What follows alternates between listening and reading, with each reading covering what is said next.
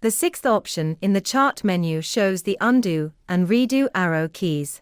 The last option shown as DE is the dividend and earnings data option that is displayed on the price chart on the date the company announced its financial results. You can toggle this option to display and remove from the screen. Now we move on to the left side of the screen, which displays a vertical menu of icons. These options are an elaboration of using the body of technical analysis as a most effective tool for those aware with the body of knowledge of charting. If you place the cursor on the right arrow of each icon, it will display the basic function of that icon, and you can then left-click to select your desired tool. One feature that is not displayed on the menu is the zoom out and zoom in feature that appears once the cursor is placed on the X-axis. As you do so, a set of icons appear just above the X-axis displaying the zoom out, zoom in, scroll left and right, and a reset option.